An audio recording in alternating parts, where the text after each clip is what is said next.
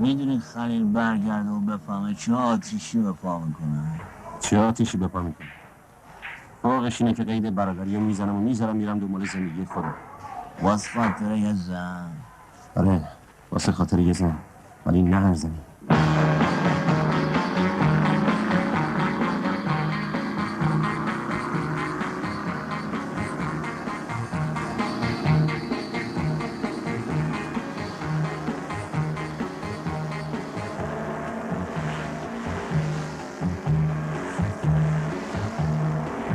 بی خود نصیحت نکن داماد. کارم از این حرفا گذشته، دست خودم نیست، دوستش دارم.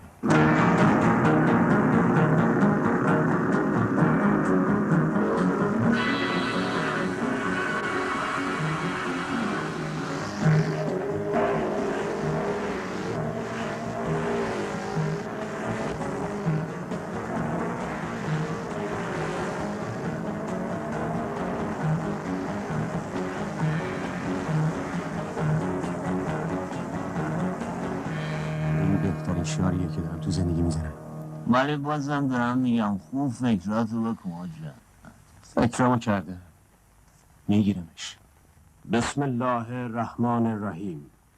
دوشیزه مکرمه معظم خانم لیلا فرهادی، آیا به این جانب وکالت می دهید که شما را به عقد دائم آقای حجت گلچی با صداق یک جلد کلام الله مجید، یک شاخ نبار و 500,000 ریال وجه رایج مملکتی در بیاورم اجازه می دهید؟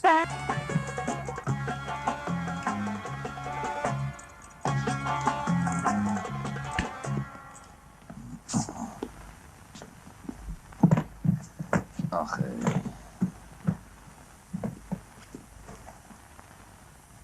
حجت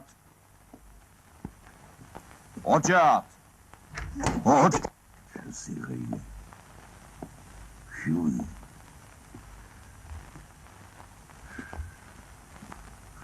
حق نکنم با آسه اجاره داده باشی. خیلی خوش اومدین. اگه حجت بفهمه خیلی ذوق زده میشه. ببخشین شما. لیلا. خیلی عذر میخوام، واسه من نداشته بود. اتفاقا من بهش خیلی گفتم بنویسه، ولی میخواست وقتی اومدین غافلگیرتون کنه. غافلگیر شدم. حالا خودش کجاست؟ رفته سر کار. منظورم اینه که کجا زندگی میکنه. جایی زندگی نمیکنه. یعنی میخوام بگم خونش نمیدونین کجاست. همینجاست.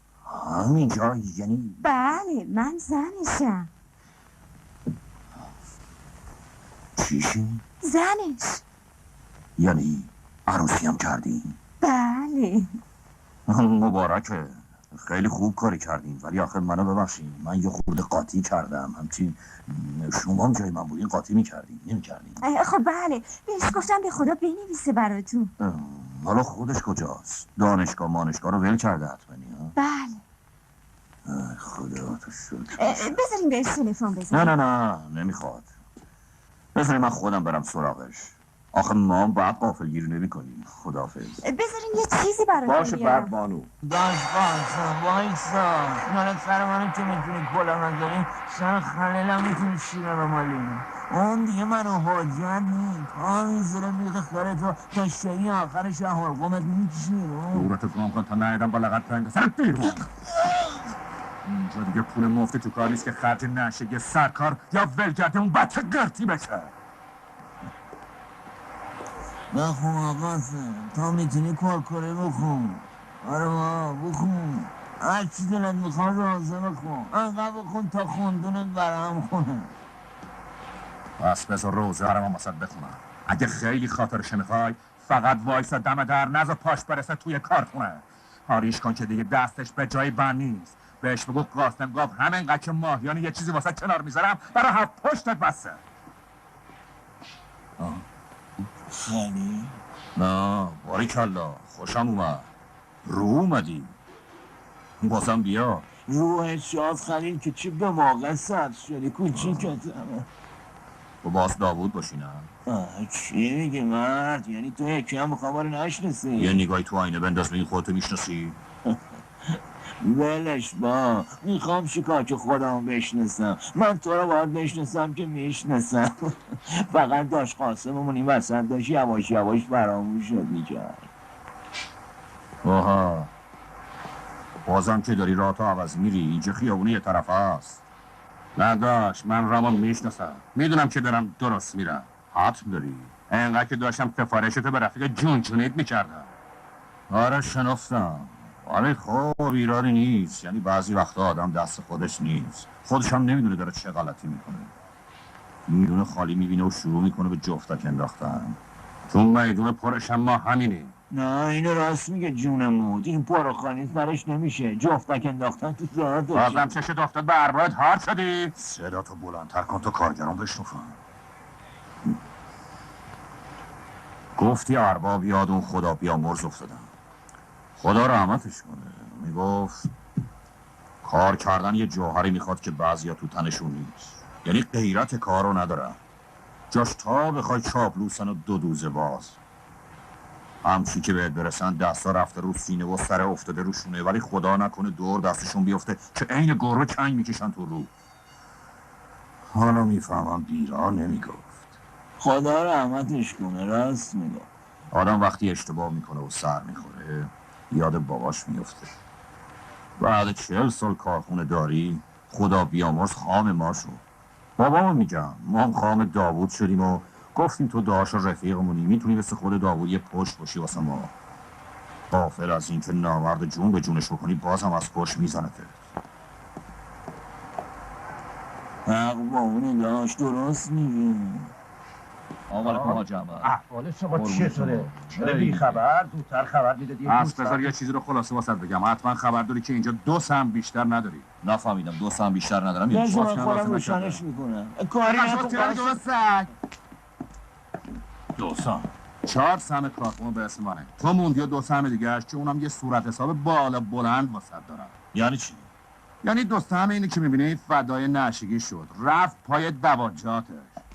2 سهم حجت هم خرج اون زنی که شد، چارات تو خونه جای اون خدا بیامرز تکیه زده. باباته میگم. خلیل خان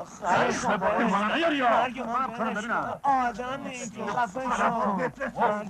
خواهش برم کن. بهت حق میدم که بسوزی. تمام از زندگی آدم خرج یه پتیاره بشه خیلی سوزش داره. اینی که این قرم دنگ خره نیفهم. اما چه بخوای چه نخوای شده. خرج یه هر جایی که با 100 تومن میتونی شب تا صبح باش خوش بگذرونی. اگه اینطور باشه هر دوشونو میکشم. فلم کن ببینم. قول داریتم وردار ببر نشونون اخوی گرام و نشونده محترمشون بده. سام کن ببینم چی داره میگه این. والا اینطوری هم که میگه نی، ولی چی؟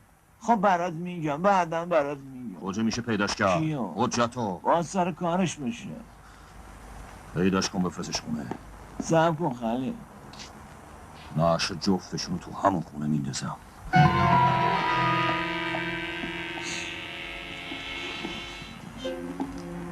آخرش کار خواهیتو کردی. ساعتت شد.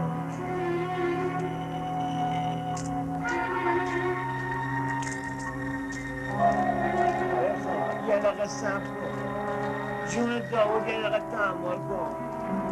آقا بایسته یه دقیقه. بذار منم حرفام بزنم بعدش برو هر کاری میخوای بکنی بکن. برو بندازشون بیرون، برو بکششون، برو بزنشون. واقعا زنه همونطوره که قاسم میگه. یه چند دقیقه بشینیم یه جا با هم حرف بزنیم همینجا.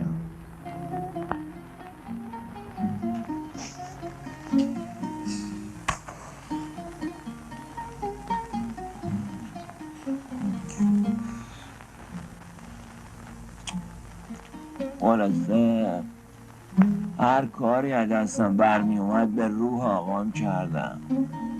حتی به قاسم سپردم پول بهش نده. ولی قاسم داد واسه اینکه چشش دنبال اون 2 دنگ حجت بود. آره ولی بابت اون 2 تا توفیری نمیکرد. نمیخوام بگم قاسم آدم پاکیه ها، نه اون کلکشو به جفتمون زد. ولی حساب حجت و لیلا از این حرفا گذشته بود. پاک گرفتار هم شده بودن. کاری هم از دست هیچکی ساخته نبود. تازه خودت هم بودی توفیری نمیکرد. چرا توفیر میکرد؟ همین حالاش هم توفیر میکنه.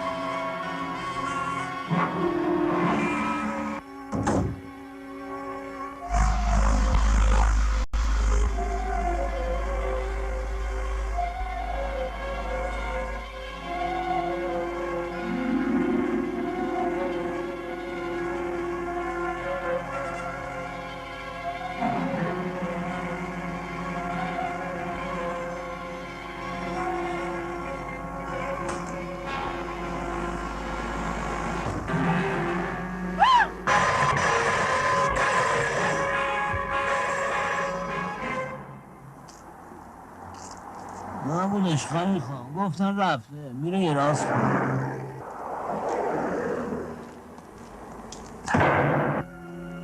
لیلا دیدی تو بالکنه. لیلا لیلا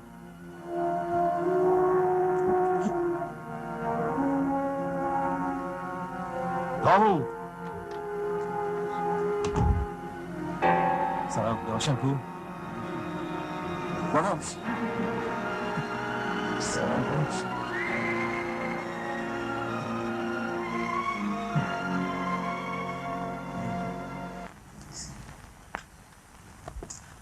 سلام سلام. سلام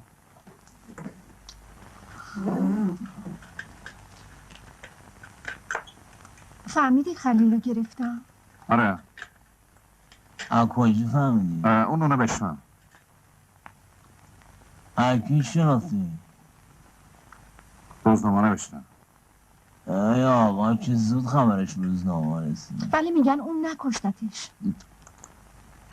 پس بابام کشته. داوودم اونجا بوده، یعنی با خلیل بوده. میگه کار اون نیست. نه من خود حجت هم همون موقع رسید.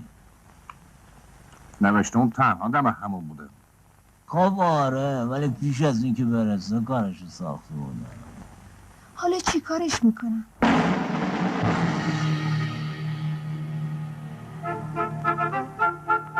خب بعد چی شد؟ درست وقتی داشتن وارد خونه می شدن من رسیدم. موتور رو گذاشتم جلو در اومدم تو. بعدش با هم رفتیم تو ساختمون. دیدم بخار همون پیچیده تو اتاق و تو راه رو. تا من بیام به خودم بجنبم دیدم داداشم خودش رو رسون تو همون و بلافاصله داد کشید و پرید بیرون. واسه همینی که میگم کار اون نیست. متشکرم از توضیحاتی که دادین. با شما دیگه کاری ندارم. میتونین تشریف ببرین. سرکار؟ من قربان. ایشون آزادن میتونن برن. میتونین از داوودم بپرسین. اون از اولش بود. از ایشونم قبلا پرسیدیم. شما بفرمایید. خداحافظ. به سلامت جانم.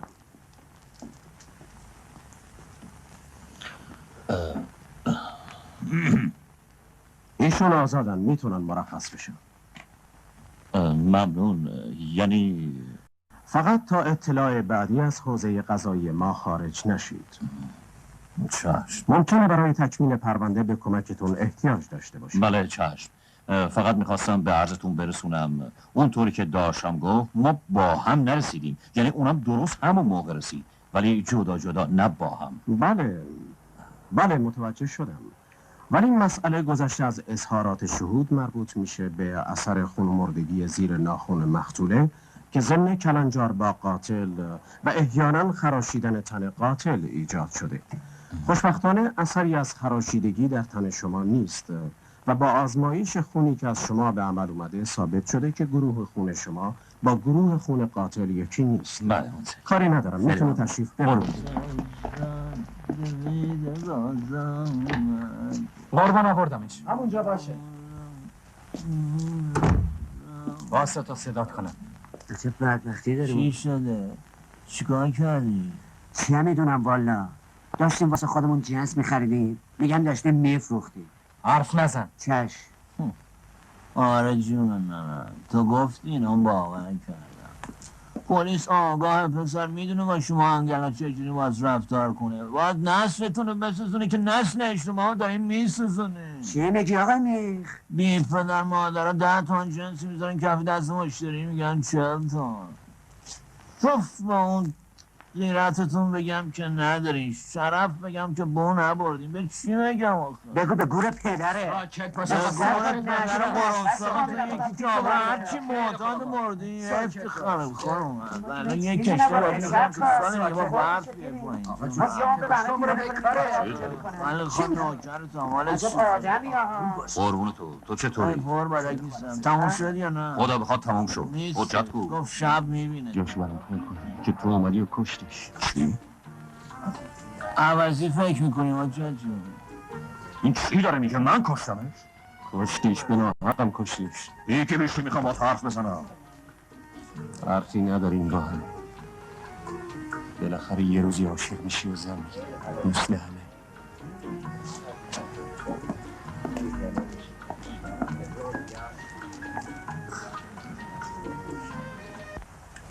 دیگه داری شورش در میاری یا بالاخرش باید شوهر بکنی یا نه؟ 2 روز دیگه که 4 تا چرو گفته تو صورت تو یه ماش موی سفید نشست رو سره بعد بشینی تو خونه و بزنی تو سر خونه. منی که داشتم رک بهت بگم اما رفتم بودم که تکلیف روشنه. امروز و فرداست که دیدی یه دفعه رشه گرفت و افتاد تو خیابون و یه ماشینم شپلک کلکشو کن. خدا بزرگه یه لغمنو از هر کجا شده گیر میاد. از کجا گیر میاد؟ همینم مونده که ولت کنم تو بغل این اونا سر از کافه مافا در بیاری. کور خوندی خانم. دارم بهت میگم خوب گوشتو وا کن. فردا آقا مرتضی میاد خواستگاری. خبر مرگت میری میشینی تو خونش و قشنگ زندگی تو میکنی. من نمیخوام شوهر کنم. نمیخوای شوهر کنی؟ خرخوهتی دیگه بعد از یام از تو هم بخوایم کلک بخوریم که فاتحمون خونده است. نگو نمیخوام شوهر کنم. بگو نشستم ببینم آقا خیل آقا کی لب باز میکنه. ولی اینو بهت گفته باشم اگه پای تو به خونه اون آدم برسه جفتتون باید از رو جنازه من رد بشین.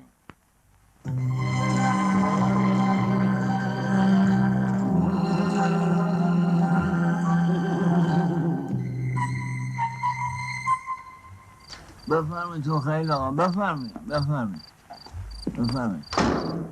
سلام علیکم داشت خواستم. سلام.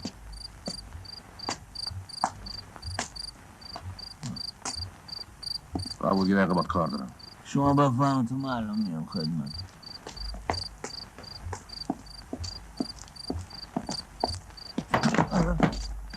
دفعه آخرت باشه که ورش میداری میریش تو این خونه. یه دفعه دیگه پاش تو این خونه برسه حسابت پاکه.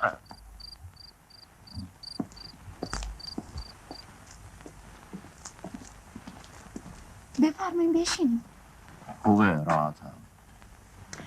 گفتم حتما اونجاها دیگه سرتون گرم شده و موندگار شدیم. نه گرفتار کار بودم بیشتر. بعدش هم آدم نمیتونه دوام بیاره. مخصوصا اگه دلش جای دیگه به هم باشه که دیگه واقعی‌ناست. دیگه اینو نگی. آدم اگه یه گوشه دلش هم بند باشه لااقل ماهی نامه رو میفرسته. ماهی 15 یه نامه فرستادم اما فقط جواب اولی اومد. یه دونه بیشتر نیومد که بلافاصله هم جواب دادم. یعنی از اون همه نامه فقط یکیش رسید؟ اونم یه روز اتفاقی دم در رسیدم که نامه رو بگیرم قاسمم رسید. نمیدونی چه ترس و لرزی نامه رو از پستچیه گرفتم. وای خدایی که ملتفت نشد و یا قیامت به پا میشد. ولی حالا میفهمم. چی رو؟ قاسم رو بعدش دیدم که با پستچیه حرف میزنه. آره بعدش هم دیگه نامه‌ای نرسید. بله چه فکرایی که تو این مدت نکردم. همین فکرایی که من میکردم. گفتم حتماً از ما بهترون اونجا با موهای بور و چشای آبیشون ما رو از چشم شما پاک انداختن دیگه. نه اتفاقا برعکس. آدم اونجاست که میبینه دلش داره میترکه، یاد قول و قراراش میفته، یاد حرفایی میفته که وقت رفتن تو گوش آدم میخونن و میجن. دروغ که نگفتم. نه نگفتم دروغ گفتم. آدم اونجا که هست یه دفعه هول ورش میداره که نکنه برده باشنه. نکنه یه روز برگردی و ببینی جای خالیش نیشتر میزنه تو قلبه. مخصوصا وقتی که نامه میدی و جوابی برات نمیاد. پس داوود کجا موند؟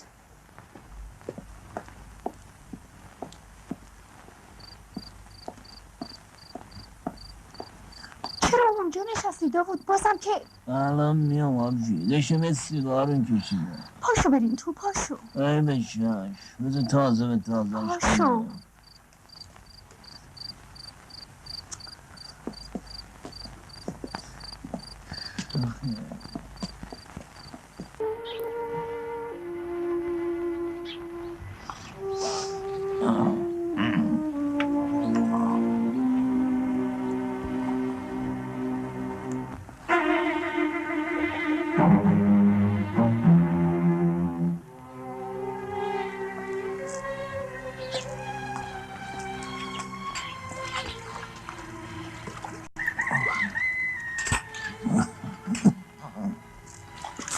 قاسم که آبجی نزدیکای صبح نه مورد تا صبح کار میکرده خب تو خمیره رو بخوره تا رسید دوباره غرغر رو شروع کرد. چی با خلیل میگم آره فردا میخواد آقا مرتضی رو بیاره خواستگاری.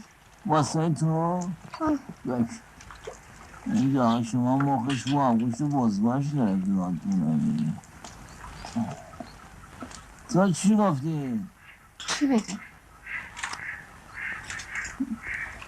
خودم موندم فقط اینو میدونم اگه یه خورده دیگه سر به سرم بذاره یه بلایی سر خودم میارم. چه میاد؟ گفت فردا بعد از ظهر میام. بذار بیام بیا کاری نباشی بذارش با عمده من تمام یه نفلاتون بده من سینه خیالت راحت بشه. چی شد؟ همینجاست خالی خواه تو اتاق پاتونه بگرگونش بچرخونش دلش بده روش بده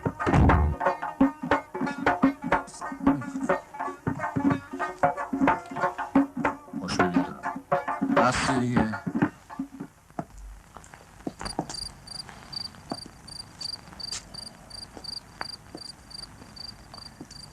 سلام علیکم. دیشب خونه نرفتی؟ نه. اگه بخوای میتونیم خونه رو بفروشیم. واسه چی؟ گفتم شاید بخوای خونه رو عوض کنیم. واسه من فرقی نداره چون دیگه پا تو اون خونه نمیذارم. خب منم دارم واسه همین میگم اونجا رو میفروشیم و یه جایی حسابی گیر میاریم. هر کاری دلتون خواست میتونیم بکنیم منتها چند چون من نه تنها تو اون خونه بلکه تو هیچ خونه دیگه قدم نمیزنم. چرا؟ دیگه نپرس چیه. تو راستی فکر میکنی من اونو کشتم؟ به چیزی که با چشام دیدم میخوای شک کنم؟ گوش کن بچه من نیومدم به اراجیفی که تو سر هم بافتی گوش بکنم.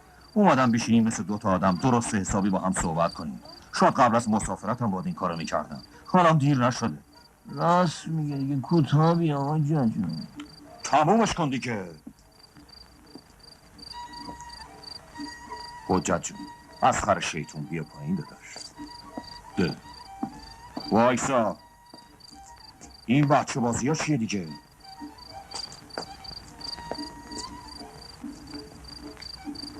ببین پسر جون من جوونی و زندگیمو به پای تو گذاشتم منت سرت نمیذارم وظیفم بوده اما در مقابل آرزوم این بوده که بری درس بخونی آدم بشی سری تو سرا بیاری.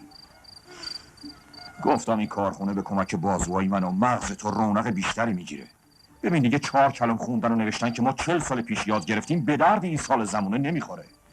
این روزا آدم دیگه نمیتونه سرانگشتی به حساب کتاباش برسه.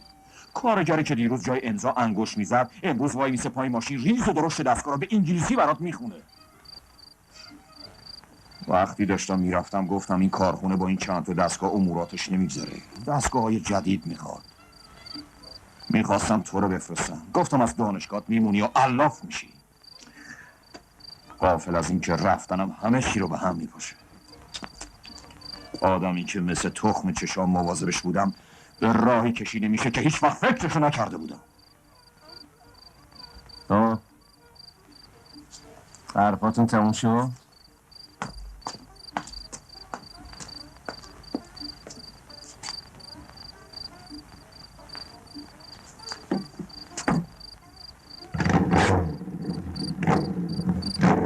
صبر کن ابوالبشر. با اینکه همه چی رو به هم ریختی ولی بازم برای من همون حجت سابقی داشمی و وصله تنمی بعد خوبت مال خودمه. دلم میخواد برگردی به زندگی، سرتو بندازی پایین بری دنبال دانشگاهه، دنبال درس و مشقه. نمیخوام ببینم صبح تا شب تو عرق فروشی و تو اینجور جاها بگذرونی. تو جوونی، راه زیادی در پیش داری، فقط کافیه همت کنی راه بیفتی که به کجا برسن. یه جایی که قبل از رفتنم قرارش گوشتیم، شبی که با هم صحبت کردیم یادته؟ آره یادمه، ولی دیگه راهی برای من وجود نداره. بخوام و نخوام به تایی خط رسیدم. اشتباه میکنی. این دفعه رو دیگه میدونم که دارن درست میرن. یه کشته دادم، یه کشتم میگم. چرا فکر میکنی من اونو کشتم؟ گفتم که فکر نمیکنم، رو اون چی که دیدم حساب میکنم. تمومش کن باسی کن.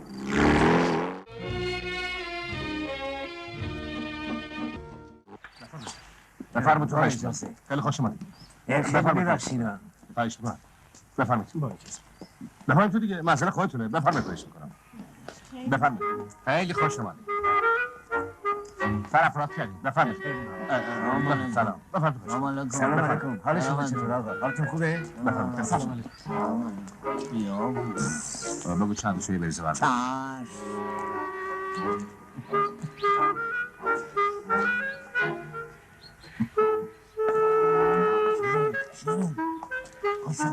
خوشو داره رفتن تو همه خوش بزنه چون بودو اینا بودو وقت طرف نکاق مثل قرقه برجا برو سلام. انشالله به پای هم دیگه پیر بشم. تعریف نباشه ها. شیرین دختر خیلی محجوبیه. زن خوبی میشه واسه شوهرش. چای دم نکشیده چای شبونده چای بفرمین بانو بفرمین یکی بیشتر برد بچه هم که چای نمیخوام. آقا بفرم آقا زده. خیلی ممنون. آقا زده بفرم بابا یکی بیشتر که نمیرسی نگاه میکنید ای بفرم قاسم آقا. تو چرا آوردی؟ خود شیرین کجاست؟ شیرین نیستش؟ یعنی چی؟ یعنی نیست گوشته رفته خونه داییش. کجا رفته؟ چه میدونم و تو اینجا چی کاره بودی؟ دوهان پایین آقا. دارم ازت میپرسم درست جواب بده. جواب چی رو؟ دلش نمیخواد شوهر کنه داداش، یعنی از یکی دیگه خوشش میاد نه از این آقا. خفه شد. نه اون منم همینطور. آقا تو رو خدا این آقا با آبجی من میخوره. خفه شد. جانت بره. چرا پرت و پلا میگی؟ منو زن شما خودت بگو بینی و بین الله کجای پسرت به آدمی زاد میره؟ به به دست شما درد نکنه، خدا مرگم بده. والا راست میگی، اگه با آدم میزاد میرفت که راه نمیافتاد بیاد از همچین خونه ای زن بگیره که. شما ناراحت نشید. این مردی که خره یه فصل کتک بخوره از باربار زبونه میفته. بله نیست نه. دختر تو فامیل نیست که آرزوی جوراب پاراشو نداشته باشه. صحبت جوراباشو نکن دیگه، حالمو با هم بیاین نزده. بریم. گفتم خفه شو نده. بیاین بریم که اینجا جای ما یه نیست. دقیقه صبر کنم. خانم کسی خواهش کنم. شما چرا خامه این بیچاق دهن شده؟ به روی شما داری میخندی آره؟ نه بابا به ننه.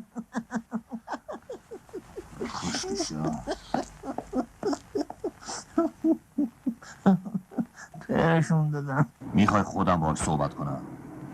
چی بهش بگی؟ باهاش صحبت میکنم. اینو مثلا حرف حسابش چیه؟ چی میخواد از جون این و اون؟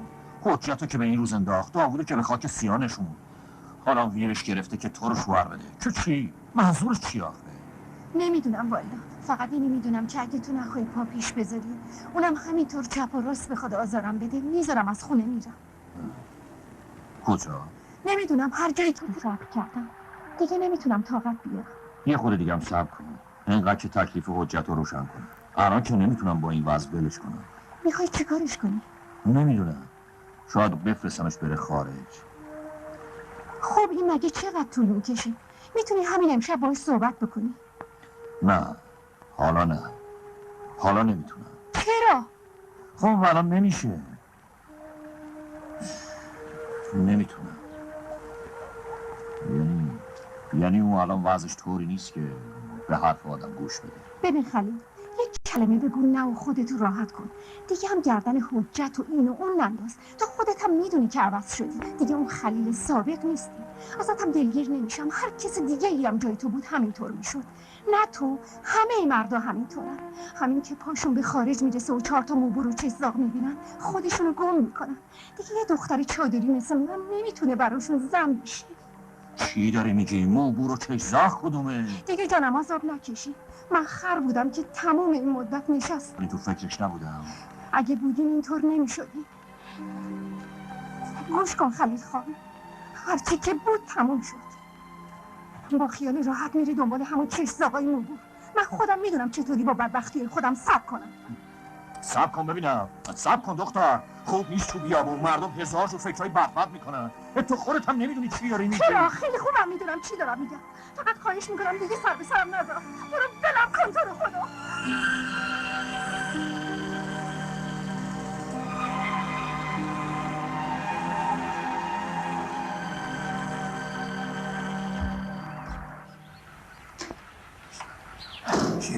شیرین اینجا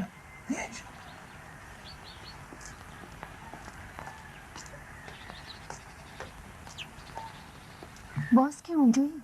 چه کنی؟ چی شد دیدیش؟ آره. قاسم خونه است. خودتو گم و گر کن تا خونه بره بیرون. داوود کی بود؟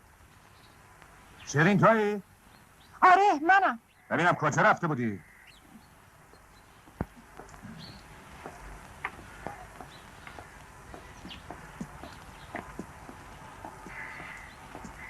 سلام. سلام و مرد. باید ببینم با تو هم کجا رفته بودی؟ رفته بودم خلیل رو ببینم. اگه یه دفعه دیگه اسمشو بیاری دهنتو پر خون بکنم. چشمام میزنم رو من با مش همچین میزنم که دندونات بریزه تو دهنه. خیالت راحت باشه. دیگه اسمشم نمیارم. ولی نه به خاطر تو. فقط واسه اینکه تمام این مدت مثل بدبختا چس کردم گوشه این خونه و به خودم گفتم اگه گردنم بزنن نمیذارم دست هیچ مردی جز اون به تنم بخوره. ولی حالا نه بگم تو این خونه میمونم و تن به حرفا و بد و بیره های تو میدم. نه، میرم دنبال زندگیم. هر کیم جلو رام سبز شد دست رد به سینش نمیزنم. بازوان شده بلد کماری نه شوهر میکنی حرفی هم توش نیست. تا فردا این موقع یا جنازت رو میندازم یا مثل بچه آدم سرتو میندازی پایین میری خونه مرتضی. اگه تو همون فردا کاری نکردم که کلاتو بذاری بالاتر از تو کمترم. کافه خون بگه میگه یه خورده دیگه صبر کن تا تکلیف و حجت رو روشن کنم. میگه بذار اونو یه سر سامون بدم بعد. بهش گفتم خب برو امشب باهاش صحبت کن. میگه نه حالا نمیشه. خیال میکنه من خرم. نه با دروغ نمیگه. وضع حجت درست نیست. یعنی الان یه جوراییه که اگه اون باهاشم صحبت کنه توفیری نره. به تو هم که همین حرفا رو زده. تو هم که مثل من دست انداخته. نه دایی اون چیزی به من نگفته. پس تو چرا اینو میگی؟ واسه اینکه میدونم حجت نمیخواد به حرفاش گوش بده. آخه چرا؟ زندگی ما داره از هم میپاشه واسه خاطر حجت؟ همه چی داره تموم میشه فقط واسه اینکه نمیخواد با حجت حرف بزنه؟ آخه باشه من میرم با این صحبت بکنم. همین امشب میرم با حجت حرف میزنم و قالو میکنم. اما شرط و شروط ها که تو دیگه دلگیر نباشی و لب واکنی. باشه بخیر جونم بخیر.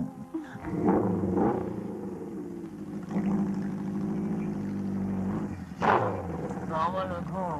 سلام. اینجا چیکار میکنی؟ دیگه داشت خوابم میبرد. دیدم هتل پتپتت اینجاست. گفتم حتمایی داری بازی میکنی. چیکار داری؟ بریم تو را وسط تعریف میکنم. کجا؟ چه میدونم هر جا که میریم. تو نری با نشم میبره. صف بشین. حال صف نشستم. برو جات اینجا داره. اصلا به مسافرخونه نمیره.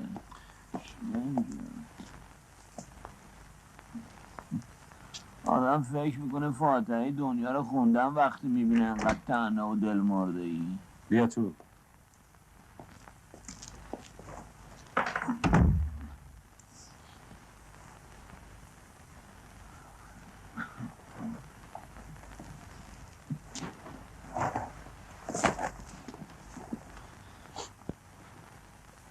اومدم گفتم بیشینم یه خود باهات حرف بزنم. تو راستسی فکر میکنی خلیل زن تو کشته؟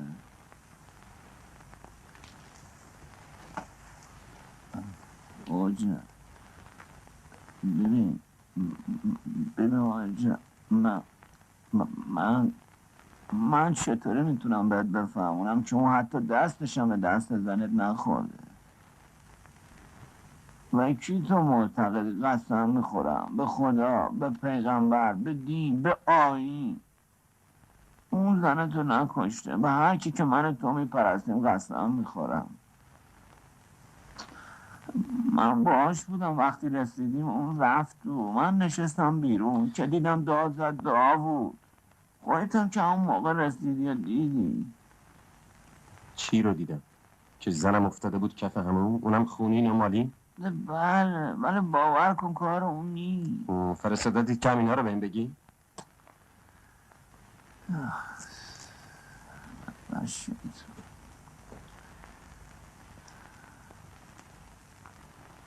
والا اون نفرستادتم، من خودم اومدم که بهت بگم داری زندگی دو تا آدم رو به هم میپاشی، فقط واسه اینکه نمیخوای یه خود درست فکر کنی.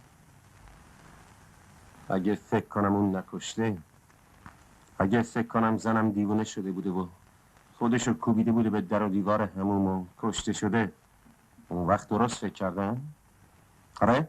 نه زن دیوونه نشده بود، خودشم نکشته، اون کشته شده، این همه میدونم، ولی نه به دست خلیل. پس به دست کی؟ اون به کسی آزاری نرسونده بود که کسی بخواد اونو بکشه.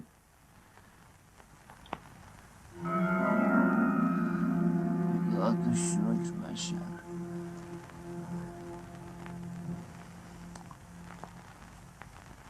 مجاب نمیشه.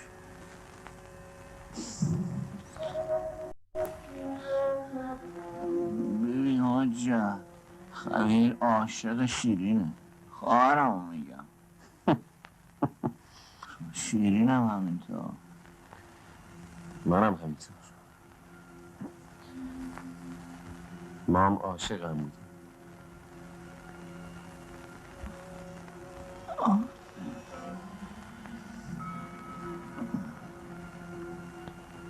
به هر حال قرار بود خلیل که برگشت با هم عروسی کنن، ولی حالا نمیتونن. یعنی خلیل تو هم به ازدواج نمیده، چون که خلیل نمیخواد بهش بگه که برادرش درباره چی فکر میکنه. برادری که زندگیشو گذاشته به پاش، امروز شده خار راهش. فقط واسه همین؟ آره والا فقط واسه همین. مسخره است. آخه چرا داوود؟ تو چی کم داری؟ چی کم ندارم آبجی، ولی وقتی بالای بالا اون وقتی که حالی میدونی چه رقمی میگذره. اینجوری حرف نزن. با من واسه چی؟ خیلی گرفته است. بگفت با من که این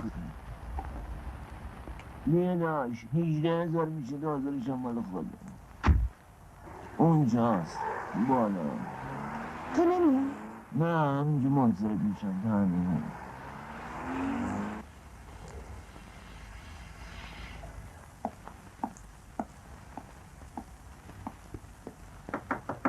بیاین تو. سلام. سلام. تنها اومدیم؟ نه داوود پایین دم داره. چرا نیاد بالا؟ گفتم شاید بخواین تنها با من حرف بزنید. بفهم میشین. مرسی.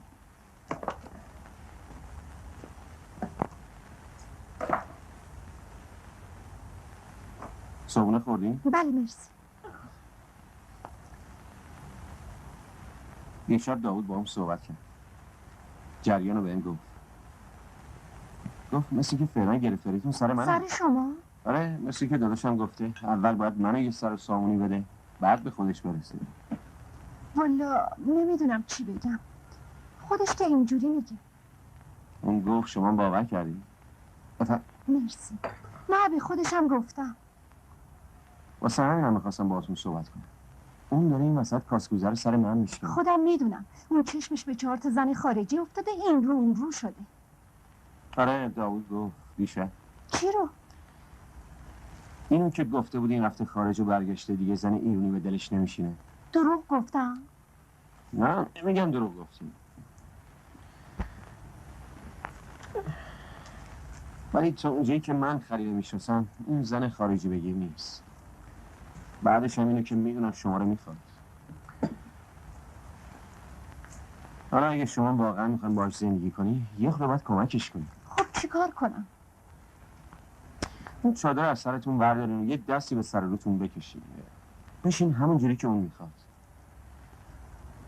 خلاصش اون یه زن فرنگی میخواد که ایرونی باشه. والا اگه بدونم اون چادر رو دوست نداری خب ورش میدارم. اون میخواد ولی نمیتونه رو راست بهتون بگه. باید تا حالا خودتون فهمیده باشین. اون دلش میخواد زنش درست مثل یه زن فرنگی مشروب بخوره، برقصه، شاد باشه. اینو جدی داری میگی؟ آره جدی دارم میگم. واسه همینم بود که گفتم میخوام باهاتون صحبت کنم. میخوام کمکش کنم. اون تنها کسیه که من تو این دنیا دارم. میخوام حتما عروسیشو ببینم. منم دلم میخواد خودم رو عوض کنم. دلم میخواد همونطوری باشم که اون میخواد. ولی چطوری؟ بذارینش گفتین. فقط خودتون رو بذارین در اختیار من. چی؟ نترسین. هر کاری میگم بکنین. به نفع جفتتون.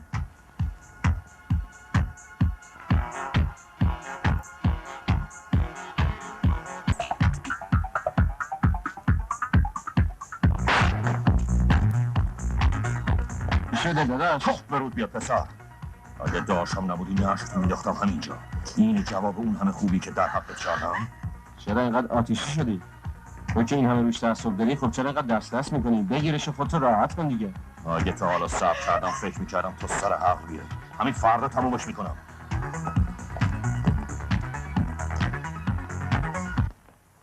خانم شیرین شکوهی، آیا به این جانب وکالت می دهید که شما را با صداق 1,000,000 ریال وجه رایج مملکتی به اضافه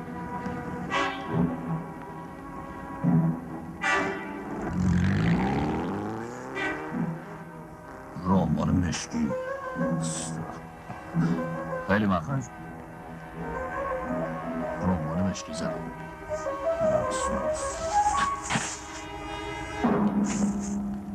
داود من شرمندتم.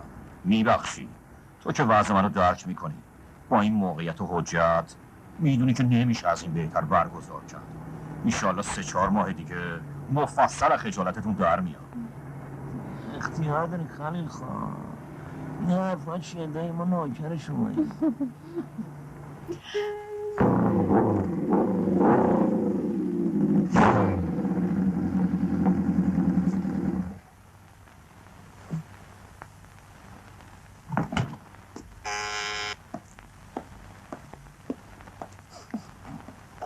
کیه؟ حجت. ها؟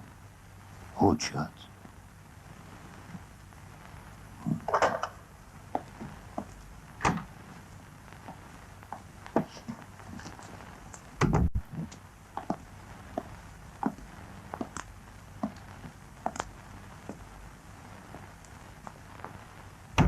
سلام شادمت.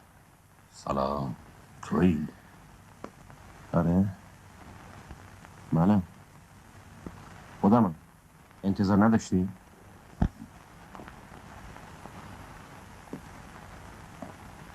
اومدی که دوباره همون شرط و پرتا رو شروع کنی؟ اگه اون اتفاق واسه تو شرط بوده خب میشه گفت منم دارم پرت میگم. ببین اگه یه دفعه مثل بچه آدم بیشینی و به حرفام گوش بدی اون وقت بهت ثابت میکنم که اون اتفاق شرط نبوده ولی تو داری پرت میگی. هر چی زرنگ باشی از مأمور و قانون و این حرفا زرنگتر نیستی. به هر حال من نیومدم که دوباره شروع کنم. اینایی که میگی همش حرفه. گفتی فکرمو بکنم منم فکرمو کردم. اومدم بشینم سر زندگی. یعنی مگه تو همینو نمیخواستی؟ اومدی که اینجا بمونی؟ غیبی داره؟ خودت گفتی بیا. خلیل به صبحونه. سلام زنده داشت. سلام. خوش اومدین حجت خان. چه عجب از این طرفا.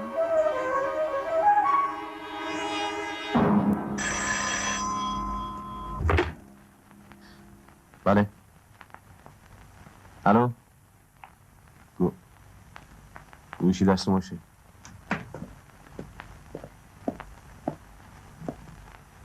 داداش خلیل با شما کار کرده. کیه؟ از کارخونه است حاج احمدی.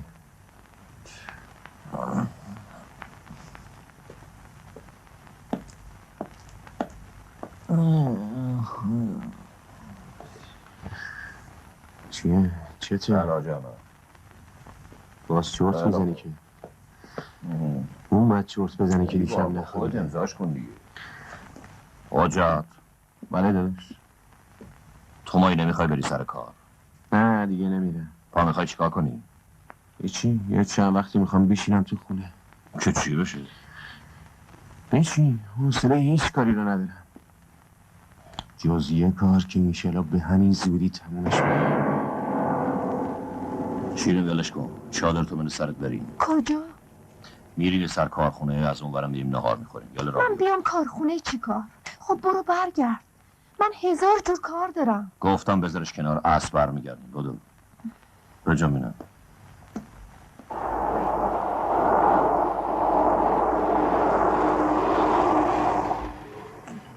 علی پس خرید منی تو بکن و برگرد کارخونه، با هم میریم خونه. باشه زیاد معطل نمی کنم. خیلی خوب، برو به سلام. زیاد ویراجش نبی آقا. نمیذارنش راحت باشه. یه امروز که میخواست بمونه خونه باز نشد. هنوزم فکر میکنه من زدم زنشو کشتم. چی میگی؟ جون حاجی دیگه داره کلافم میکنه. یه وجب بچه نمیدونی چی داره به روز من میاره. انقدر که یه دفعه ممکنه بزنم نابودش کنم. آخه بهش بگو بچه‌تون تو که از قانون بیشتر سرت نمیشه که. اومدن گرفتن پرسجو کردن تحقیق کردن چه میدونم هر کاری که باید میکردن کردن. بعدش هم دیدن کارتون نیست ولت کردن. سرش نمیشه دل لامصب پاشو کرده تو یک هفت که الا و بلا تو کشتی.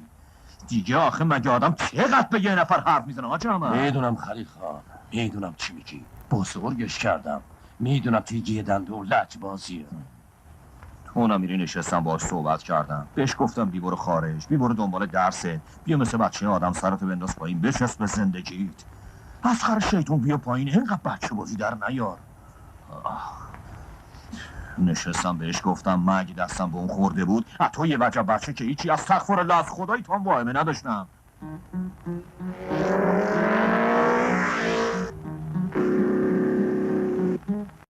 خوابم نمیبره، تو بگی بخواب.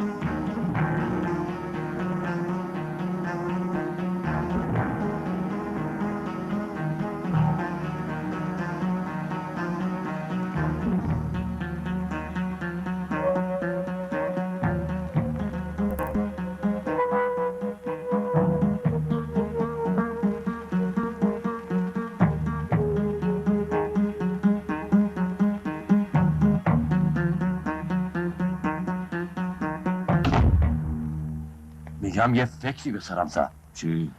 بیا یه چند وقت دست زنتو بگیر به هوای ماه عسلم که شده ورش دار برو شما. اینقدر که برا بیاد و حالیشی که داره چرت میگه. در ضمن یه سری هم به کارخونه شمال بزن، یه قرارداد چوبم ببند. نه حاجی، این آدمی که من دیدم ولکن معامله نیست.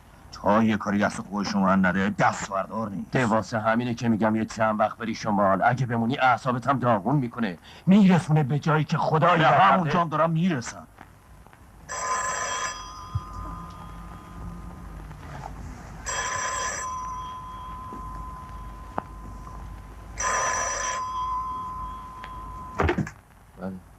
الو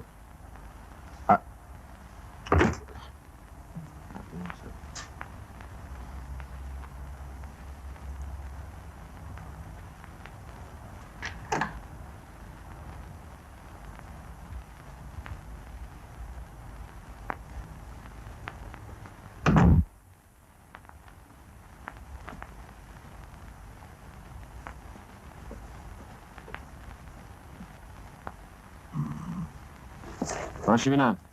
هی چیه اینا کجا؟ چه خبرت تو هم؟ کجا رفتن اینا؟ کیا؟ در اتاقشون بازه، خودشون هم نیستن.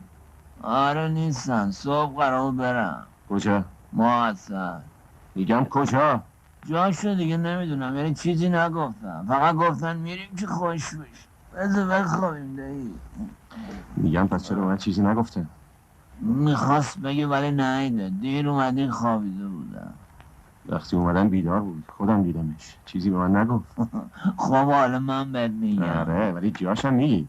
جاشو دیگه نمیدونم، نه من خودشونم درست نمیدونستم کجا میخوام برم. ترسوی بدبخت. تا کی میخوای ورش داری این سوراخ اون سوراخ قایمش کنی؟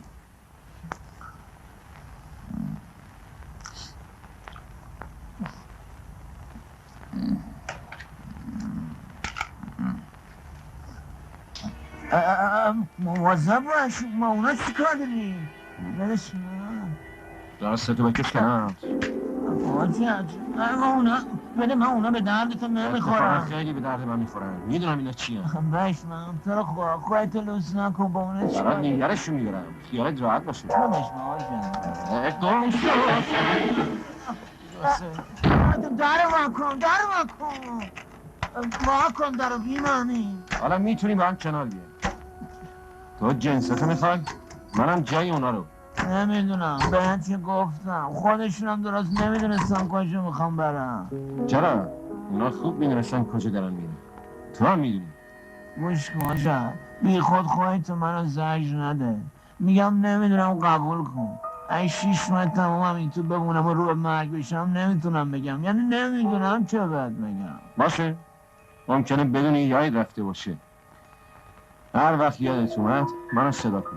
حاجت سب کن حاجت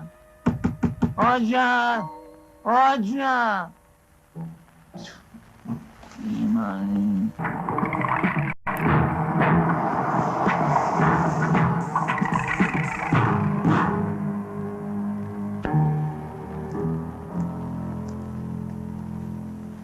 یادت اومد؟ با تو هم میگم یادت اومد؟ بچه بازی در نیام، من حالم خوش نیست، نمیتونم دوام بیارم حاجت. منم دیگه زیادی دوام آوردم. خواهش میکنم من میمیرم، نمیتونم این کارو نکن. شنبه قراره برم ترک کنم. فقط بگو کجان، اونا کجان؟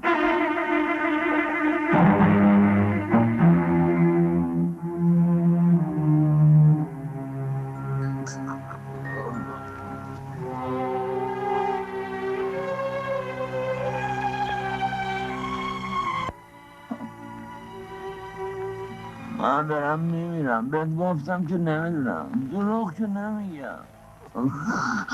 خواهش میکنم در واکن بهت بیام بیرون. که چی بشه؟ که بری گیر بیاری؟ خب جنس که داری، فقط کافیه حرف بزنی. گفتم نمیدونم، اگه میدونستم که تا حالا بهت گفته بودم که. خب پس اهل معامله نیستی، نه؟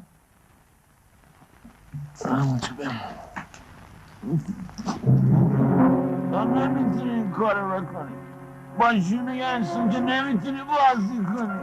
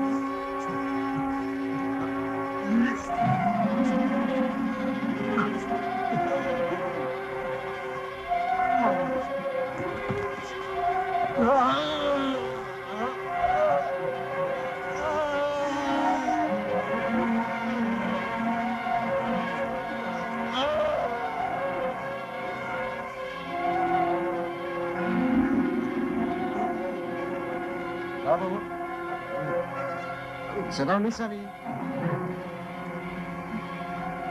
حرف بزن. تصمیم گرفتی یا نه؟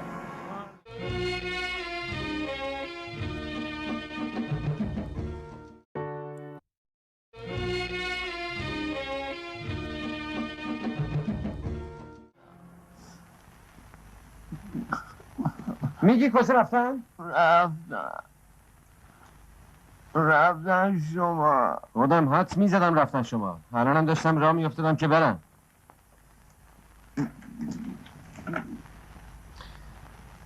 یا اینم کلید. لباسم رو میزه.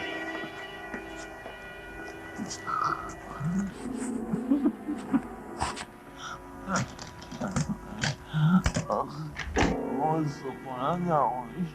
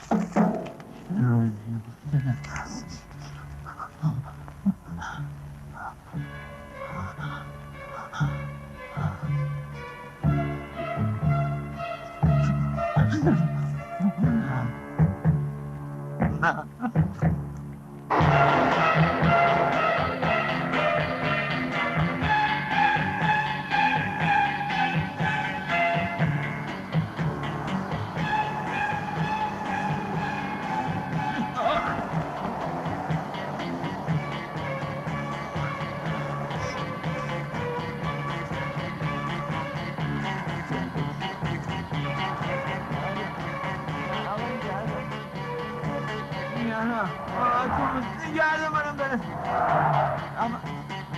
آقا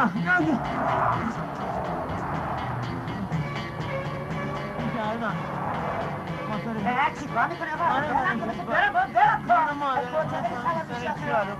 برم کن.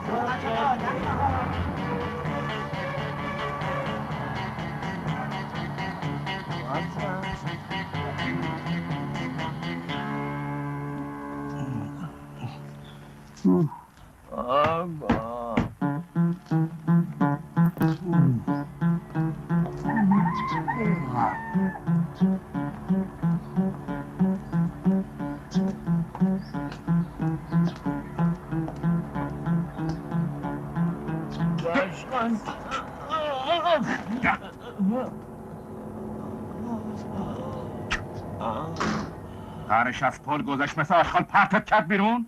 یا تو اون شیرکش خونه ها زدن داغونت کردن؟ هیچ کدوم. در حال اگه اومدی تیغه بل کنی باید بهت بگم دیگه چیزی نمیماسه. اینقدر زخم خوردیم که دیگه جای سالمی نموندی که تو تیغ بندازی. جای ناخوناش تو خراشایی رو سینه تو میگه. بازوره چیه؟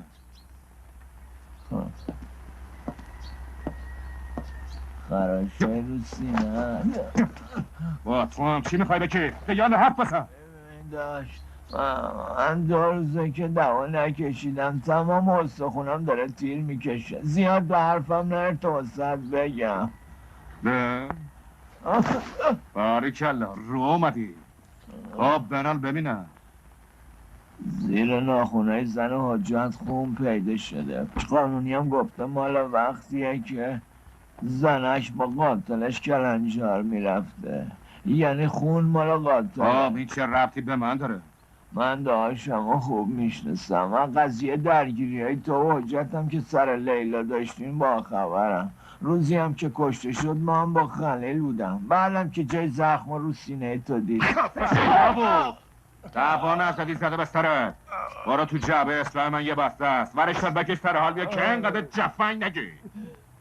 نه قاسم قضیه چیز دیگه هست. آره جونم گوش کن قاسم آقا چی میگه. من تا حالا هیچی نگفتم چون داشتم دوستت دارم. آره ما یه موقعی با هم همبازی بودیم. گرچه اون موقع هم تو ظالم بودی اما برادری و وصله تن. ولی حالا یه قضیه فرق میکنه. حالا ممکنه یه دفعه از دهن بیچاک و بس من بپره و بگم سینه برادرم و ناخون یه زن خراش انداخته.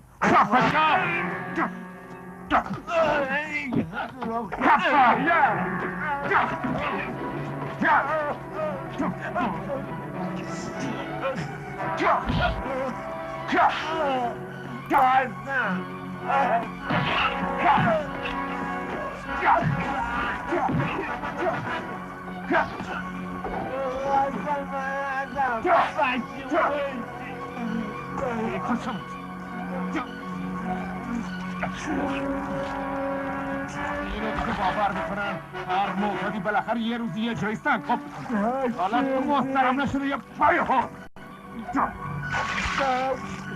شیرین چه چی؟ شیرین میدونم چالک اونم میتونم خیالت راحت باشه. چالک اونم میتونم.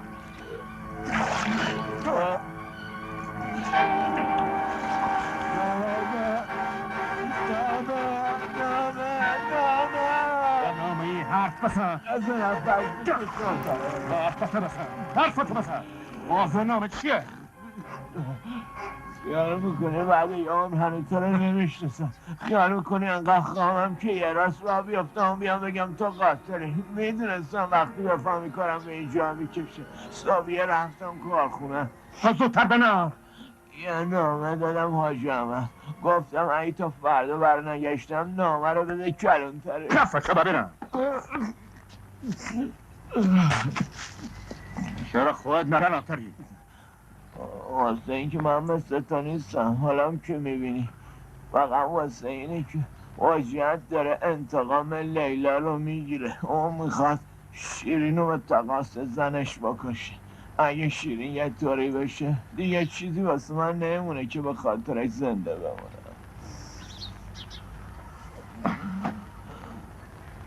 خب حالا میگی من چیکار بکنم؟ یه جوری باز جلو حاجت رو بگیری.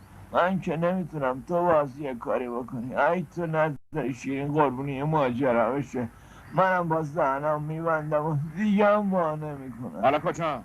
قضیه چی هست؟ شما شیرین خلیل اونجان حجت هم داره میره که کارش انجام بده. یه ساعت پیش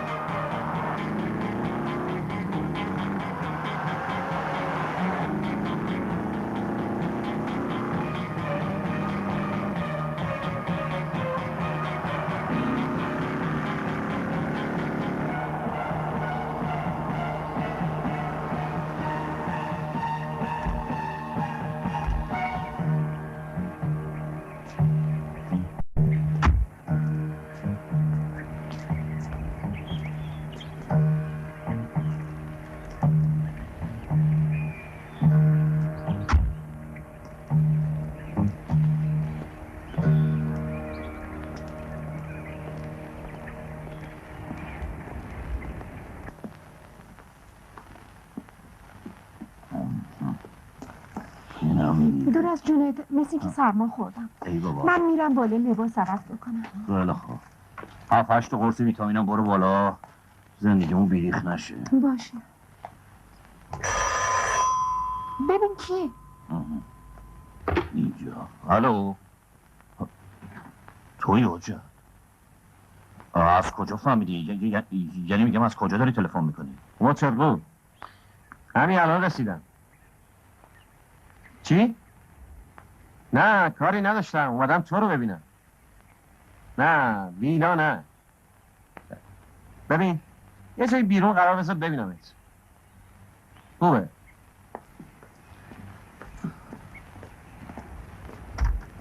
چرا نمیخوای به من بگی؟ چی رو؟ حجت از چی ناراحتی؟ چرا اینقدر به پر و پای تو میپیچی؟ هر چی که از امروز تمومش میکنم. دیگه از این قایم موشک بازی ها خسته شدم.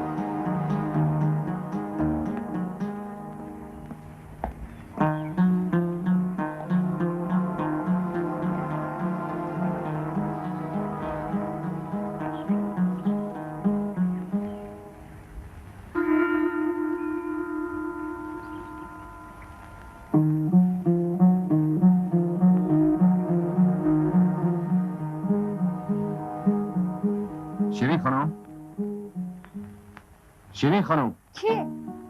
منم حجت.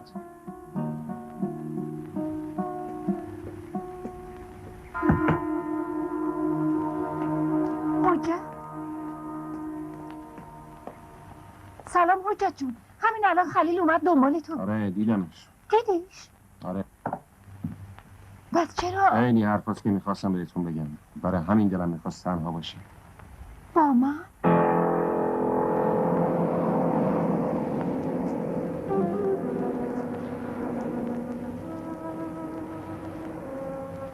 دلم نمیخواد اینطوری باهاتون حرف بزنم، ولی چاره دیگه ای ندارم. بالاخره یه روزی باید حرفامو میزدم و کارو تموم میکردم. کار چی رو؟ من همیشه به شما احترام میذاشتم، واسه صفا و صداقتتون، واسه سادگیتون، واسه عشقی که به خلیل داشتین و مثل جونتون حفظش کردین، واسه این و خیلی چیزایی دیگه که امروز روز کمتر میشه پیش کسی سراغشو گرفت. همیشه فکر میکردم، یعنی منظورم اون اولاست، به خودم میگفتم یه روزی شما با خلیل ازدواج میکنین و خونه ما مثل تمام خونه های دیگه یه تکونی به خودش میده و میشه یه خونه با یه خانواده خوب. خب مگه الان نمیشه؟ نه، خلیل خیلی زود خرابش کرد. خلیل خرابش کرد؟ آره، طوری هم خرابش کرد که دیگه امیدی هم برای ساختنش نیست. خلیل مگه چی کار کرده؟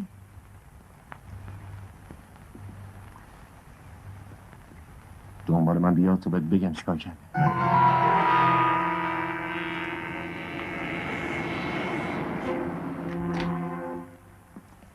نگاه کن. چی؟ اینجا چرا اومدی؟ خوب نگاه کن. یه همچین جایی بود که اون زن منو کشت. جدی چرا همچی میکنی؟ مگه دیوونه شدی؟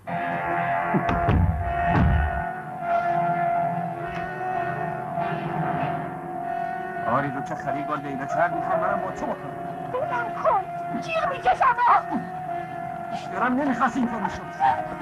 از با تو نه. خواهش میکنم بلم کن. کن حسن. خیلی وقت فکرم کردم. هیچ چاره ندارم. نگاهم میرسی. شیرین در رو با کن.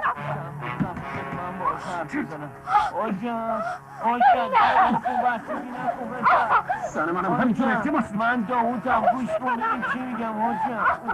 منو داری اشتباه کردی آره بشکنمش. حاجم اونو میکشی لامصب، بسته دیگه. تو چرا هر سرت نمیشه آخه؟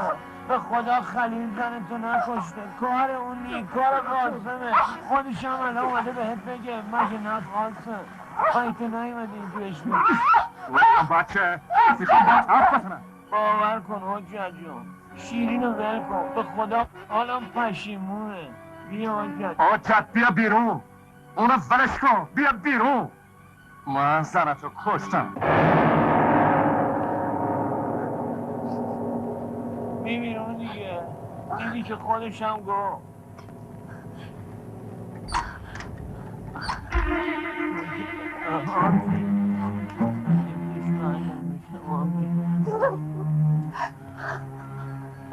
حجت جون، حجت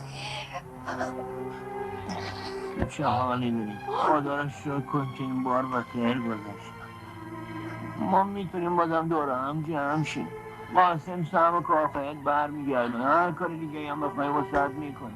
زندگیش دست توه، میتونی بفرستیش بالای دار، میتونی آزادش کنی. گرچه اونم که بمیره لیلا واسه تو زنده نمیشه.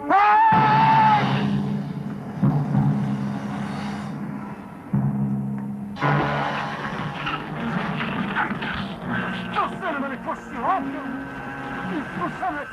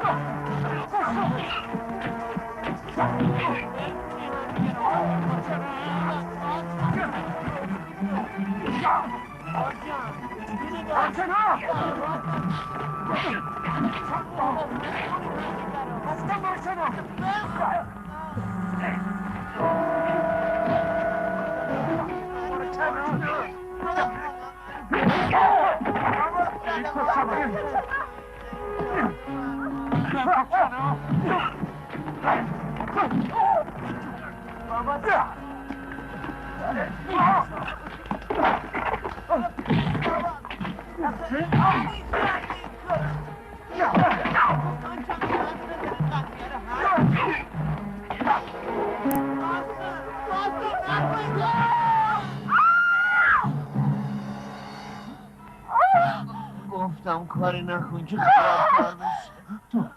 گفتم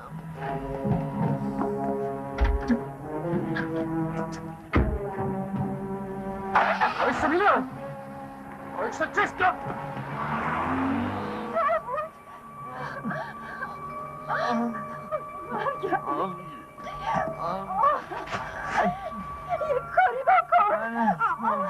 بسو بره تو پس اون بر نمیاد. میبینی جابو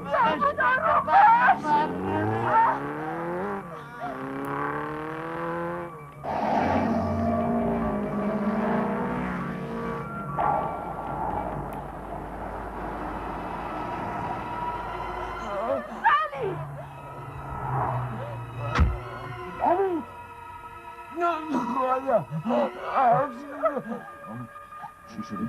حسین زنش. قاسم آره زن حجتمون کشته.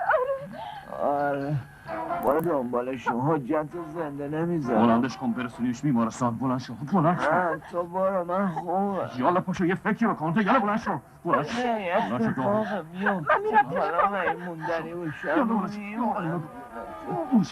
خیالت راحت باشه نمیذارم. نه نمیرم تازه بایشتم چی کنم. رو؟ گفتم ولش میکنم ترکش میکنم. کردم واسه همیشه. میدونستم که ولش میکنی. مثل روز برام روشن بود. تو برو حاجت رو بپا. من چیز نگاه خلال خون این شیر سر پا وایستدم. جون من نگاه کن. من میتونم سر پا وایستم اما انقدر لفتش نده. ده برده تلفن کردم. آمبولانس الان میاد. از اون طرف رفتم. آبجی خوش شدم. دیدی همه چی درست شد. دروغ بهت نگفتم. من باشم کنم. ولی حرف نزن داداش. من میرسونمت بیمارستان. بیا منو بگیر. سنگینی تو بنداز من. با خدا آبجی دیگه نمیتونم. نزیاد همینجا بیشینم. نمیتونم. خدا جون آخه من چیکار کنم؟ داداش نه اصلا باش بیا.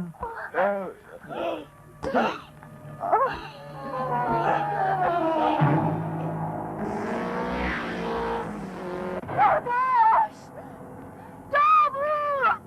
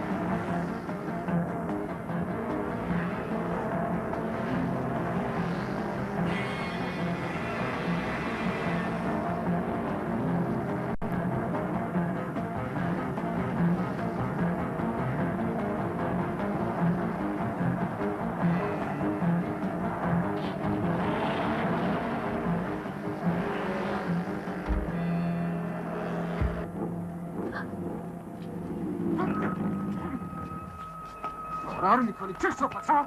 بایسته برم بچه فسخلی گونده باشه برای نشون میده این بچه فسخلی یعنی چی؟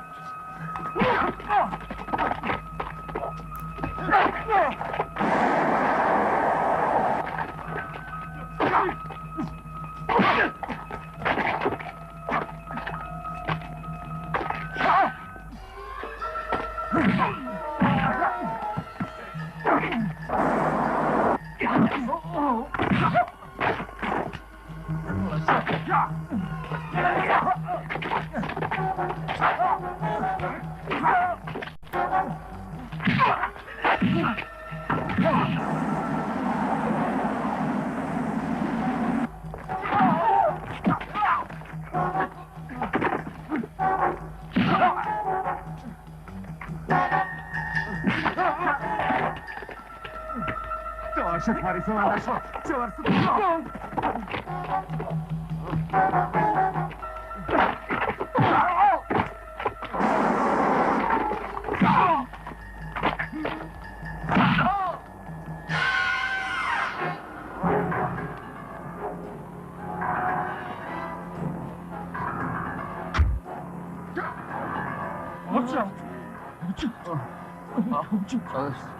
چیزی نیست. برو دنبالمون. خوبی تو؟ برو دنبالمون نزد فرش. آره شما ازش میشونم.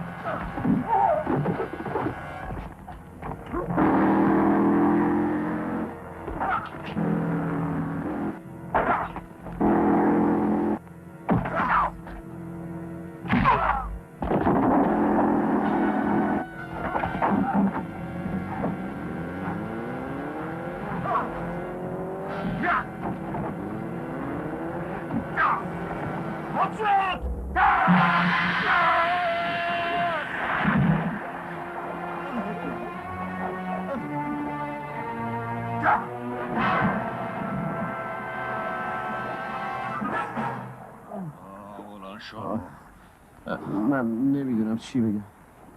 من اشتباه کردم. منو ببخش. همه چی تموم شد. نه. کسی که باعث بانیش بود به جزاش رسید. اونیرم که میخواستی بیگناه بکشی حالا میسپارمش دست تو. من خودم رو معرفی میکنم. نه. سلام نیست با تو این قضیه کشیده بشه. نه من نمیذارم. دوباره شروع نکن. تو مقصر نیستی. من باید همین که گفتم بچه اینقدر اصرار نکن. نمیذارم. خودم میدونم چه جوری به آخر برسونمش. نه داداشی حرفو نزن. تو خودم دلم کن. من نمیذارم تو خودت از بین ببری. من شروع کردم. خودم باید تمومش کنم. تو باید امسال دانشگاه تو تموم کنی بچه جون. سر آخرته.